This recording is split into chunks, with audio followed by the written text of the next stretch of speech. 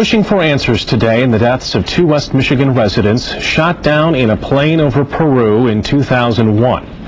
Roni Bowers and her infant daughter were killed in that crash. Her husband, son, and the pilot survived. The missionaries were mistaken for drug smugglers when the plane went down. Holland Congressman Pete Hoekstra has long criticized the CIA for its role in helping Peruvian fighter pilots target that plane. Congressman Hoekstra joins us live tonight from Washington, D.C.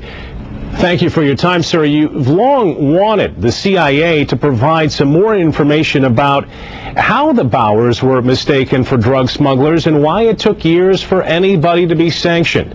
Are we any closer to those answers tonight? Well, Brian, just recently the CIA finished an accountability review board where they were supposed to go through and answer some of those questions, ask the tough questions. But, after 9 years, it's pretty hard to get down to the truth. So I've been very, very disappointed in the conclusions that they've reached. I've been very disappointed in the sanctions that they've given to some CIA employees. And then finally, to add insult to injury, the CIA has really refused to give the family the kind of information that they might want to have so that maybe after 9 years they could reach some sense of closure on this tragic incident. Congressman, you've long suggested the U.S. government was complicit in the deaths of two of its own citizens, and getting the truth has been so elusive. Do you have any insight as to why the delays? Well, I think, as I said in the hearing this morning, I think this is one where actually the bureaucracy won, it protected itself.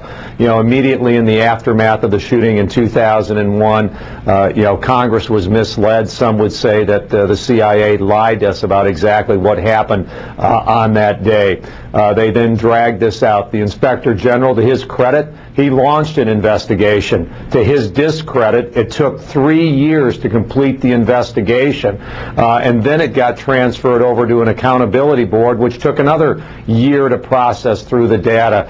This was just one bureaucratic nightmare after another. The bottom line is I don't think we'll ever get the kinds of answers that will make sure that something like this would never happen again in the future.